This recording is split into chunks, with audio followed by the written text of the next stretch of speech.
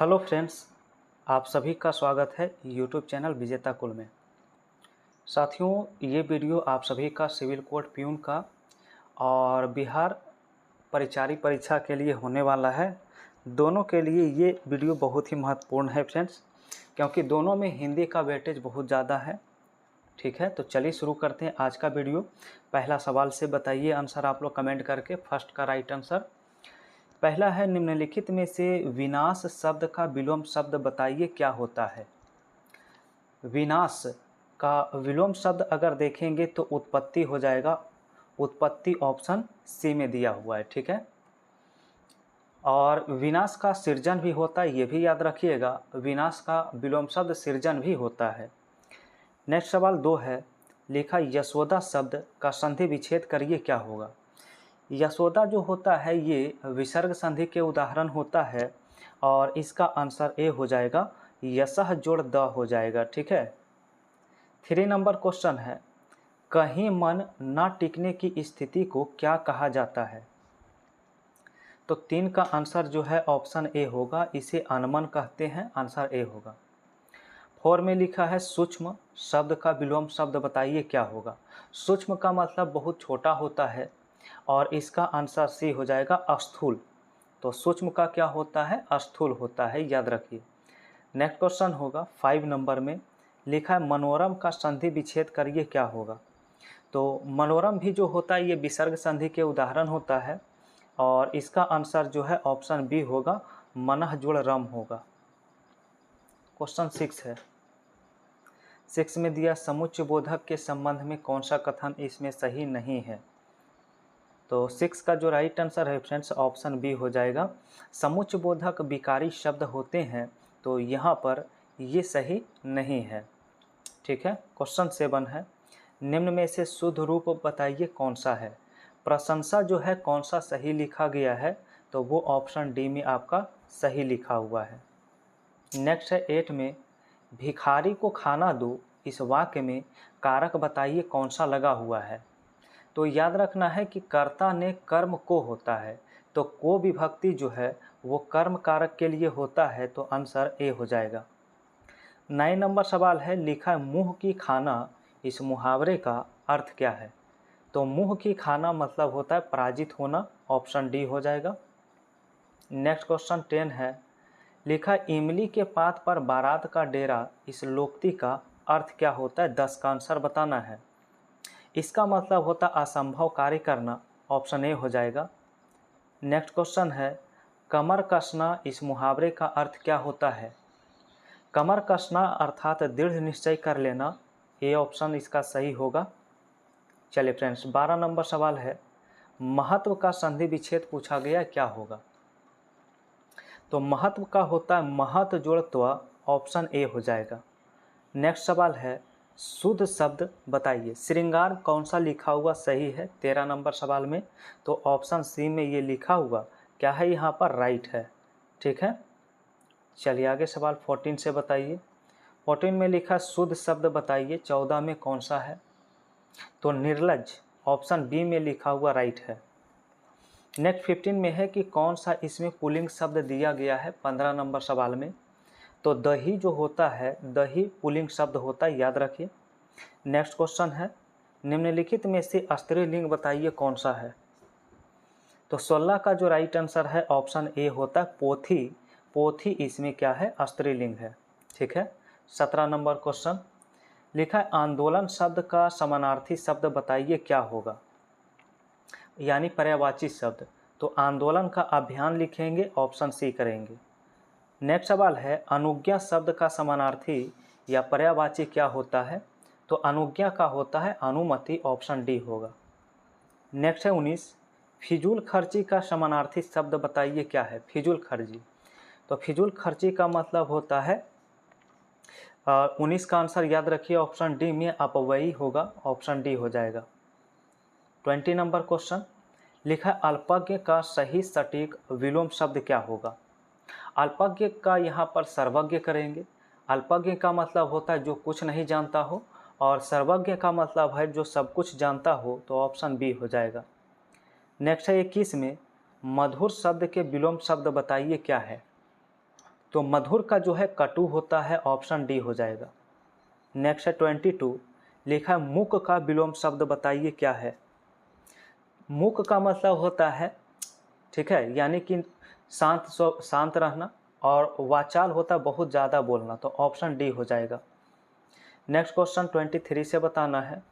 23 में है ऐहिक का शाब्दिक अर्थ क्या होता है। ऐहिक का शाब्दिक अर्थ, तो 23 का जो राइट आंसर है ऑप्शन ए हो जाएगा, सांसारिक हो जाएगा, ठीक है। नेक्स्ट है अंशु का शाब्दिक अर्थ क्या होता है 24 नंबर सवाल में। तो अंशु का शाब्दिक अर्थ होता है सूर्य। नेक्स्ट लिखा है तत्सम शब्द बताइए 25 में। तो तत्सम जो होता है ये संस्कृत के मूल शब्द होते हैं, और पाषाण इसमें ऑप्शन ए करना राइट हो जाएगा। नेक्स्ट सवाल 26, लिखा तद्भव शब्द। तो तत्सम का बिगड़ा हुआ रूप जो होता है तद्भव कहलाता है। तो दुग्ध जो है ये तत्सम है, और इसका तद्भव दूध होता है, तो ऑप्शन बी राइट होगा। सवाल नंबर 27 है अर्वाचीन का पर्यायवाची शब्द बताइए। तो अर्वाचीन का मतलब होता है आधुनिक। क्या होता है, आधुनिक होता है, ऑप्शन डी होगा। नेक्स्ट है 28 में लोटा डोरी में कौन सा समास होता है। तो देखिए जो वर्ड जो है पेयर के रूप में आते हैं एक साथ, दोनों पद प्रधान होता है, तो वो द्वंद्व समास कहलाता है। आंसर इसका ए हो जाएगा। अब 29 और 30 यहाँ पर देखिए, जो आपका रेड कलर में लिखा है उसके लिए सही विकल्प चुनना है। शुद्ध शब्द कौन सा है। अपने पूर्वज के पद चिन्हों पर चलना हमारा कर्तव्य है। तो पद चिन्हों जो लिखा गया है किस ऑप्शन में सही होगा ये बताना है। तो इसका ऑप्शन बी होगा राइट। इसके बाद 30 नंबर सवाल में लिखा है कल सायंकाल का मौसम बड़ा ही सुहावना था। तो सायंकाल के लिए सही शब्द देखिए कौन सा होगा। तो इसका आंसर ए राइट होगा, ठीक है। आगे 31 से 35 तक गद्यांश है, तो इसका आंसर यहाँ पर मार्क कर देते हैं। आप लोग आराम से इसे पढ़ के आंसर करने का प्रयास करिएगा। 31 का आंसर जो है यहाँ पर ऑप्शन बी हो जाएगा। उसके बाद 32 का फ्रेंड्स राइट आंसर डी होगा। 33 का भी राइट आंसर डी हो जाएगा। इसके बाद 34 इस गद्यांश के अनुसार ए हो जाएगा, और 35 का डी हो जाएगा। तो टोटल 35 हिंदी का सवाल हुआ है। आप लोग बताइए 35 में कितना आपका सही हुआ है। और अब इसमें 15 क्वेश्चन डिस्कस करेंगे, क्योंकि प्यून में जो है वो 15 सवाल इंग्लिश का पूछा जाता है। तो आइए अब इंग्लिश का क्वेश्चन देखते हैं 36 से। लिखा है most appropriate meaning of given idioms. सवाल है बॉटम लाइन। तो देखिए बॉटम लाइन का मतलब होता है यहाँ पर, इसका मतलब होता है इम्पोर्टेंट फैक्ट्स, महत्वपूर्ण तथ्य जो होता है, अति महत्वपूर्ण तथ्य। तो ऑप्शन बी हो जाएगा, द मोस्ट इम्पोर्टेंट फैक्ट हो जाएगा। 37 में कहा इनकरेक्टली स्पेल्ड वर्ड, इनमें से कौन सा इनकरेक्ट है बताइए। तो ऑप्शन डी में जो मटेरियल लिखा हुआ ये गलत है, ठीक है। मटेरियल यहाँ पर लिखा हुआ गलत है, क्योंकि इसका सही मीनिंग होगा MATERIAL होगा, ठीक है। सवाल नंबर 38 लिखा है वॉइस, बताइए कौन सा सही एक्सप्रेस कर रहा है। They have decorated the hall beautifully, इसका आंसर वॉइस को एक्टिव टू पैसिव चेंज करेंगे, तो ऑप्शन ए सही हो जाएगा। The hall has been decorated beautifully by them हो जाएगा। नेक्स्ट है 39 लिखा है साइनो बताइए ट्रियम्फ का। ट्रियम्फ का साइनो बताना है क्या होगा। तो ट्रियम्फ का मतलब होता है जीत। क्या होता है, ट्रियम्फ का मतलब जीत होता है। और इसका अगर साइनो बताना है तो ऑप्शन बी करेंगे, विक्ट्री का मतलब ही जीत होता है। चलिए आगे सवाल 40 है। 40 में देखिए एरर बताना है। सवाल है both of parents as well as children are present there, तो इसमें बताना है कौन सा होगा। तो देखिए बोथ के साथ हमेशा जो आता है पेयर के रूप में वो एंड आता है। क्या आता है, तो एंड आता है। अतः ऑप्शन इसका ए ही राइट आंसर हो जाएगा। क्या हो जाएगा, ए हो जाएगा, क्योंकि बोथ हिज पेरेंट्स यहाँ एज वेल एज नहीं एंड होना चाहिए। तो ऑप्शन ए राइट होगा। 41 में देखिए पूछा है एंटोनिम डिले का। तो डिले का मतलब होता है देर करना, देरी होना।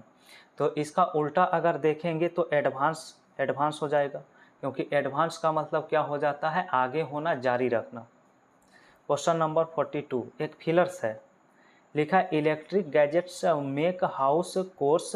अब यहाँ पर कौन सा ऑप्शन इसके अनुसार भरा जाएगा, तो ऑप्शन डी कॉन्वेनिएंट हो जाएगा, ऑप्शन नंबर डी हो जाएगा। ठीक है, तो कॉन्वेनिएंट होता है कि घरेलू काम को आसान बना देना, तो इसके लिए डी ऑप्शन राइट होगा।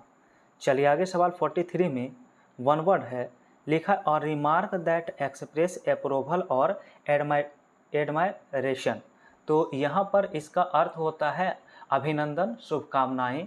तो इस अनुसार से ऑप्शन ए यहाँ पर राइट हो जाएगा, कॉम्प्लीमेंट हो जाएगा। ठीक है, क्वेश्चन 44 है, लिखा है vertebrate animal that crawl on the ground. ठीक है, यानी कि रेंगने वाला जंतु इसे कहते हैं। रेंगने वाले जंतु के लिए रेप्टाइल्स लिखा जाता है, इसका आंसर डी होगा। तो 45 में यहाँ पर देखिए नरेशन का सवाल है, लिखा है Rajiv requested his friend to remove his shoes before entering his house. तो यहाँ पर कौन सा इसका ऑप्शन सही होगा, ये पूछा गया है। तो ऑप्शन ए हो जाएगा right, Rajiv said to his friend please remove your shoes before entering my house. चलिए क्वेश्चन नंबर नेक्स्ट आएगा 46 से, लिखा है एंटोनिम, और एंटोनिम किसका बताना है, इनरिच का। तो इनरिच का मतलब होता क्या है, तो 46 इनरिच का मतलब फ्रेंड्स किसी वस्तु की गुणवत्ता बढ़ाना, यानी ऑप्शन सी हो जाएगा, डिप्लीट हो जाएगा। ठीक है, 47 लिखा है when the patient recovered he was from the hospital. तो 47 का ऑप्शन बी भरना होगा, डिस्चार्ज, क्योंकि हॉस्पिटल से पेशेंट को डिस्चार्ज किया जाता है। चलिए 48 में यहाँ पर एक इडियम्स दिया है, सवाल है to be ill at ease. इसका अर्थ होता है बेचैन होना। क्या होता है, बेचैन होना, यानी अनकंफर्टेबल हो जाएगा। और इसका आंसर देखेंगे 48 का, तो ऑप्शन ए में टू फील अनकंफर्टेबल और वरीड इन अ सिचुएशन हो जाएगा। नेक्स्ट 49 एरर बताना है, सवाल है they object to me coming late at night. तो 49 का फ्रेंड्स ऑप्शन बी राइट होगा। क्या होगा, ऑप्शन बी राइट यहाँ पर हो जाएगा, क्योंकि ऑब्जेक्टिव केस के बाद जो है जिरंड का यूज किया जाता है, अतः इस मी को माई में बदलना होगा। यहाँ पर क्या हो जाएगा, माई में बदलना होगा। ठीक है, चलिए आगे सवाल देखिएगा, और अंतिम सवाल है 50, लिखा है साइनो बताइए एलिगेंट का। तो एलिगेंट का साइनो क्या होगा, इसका एलिगेंट का मतलब होता है सुंदर।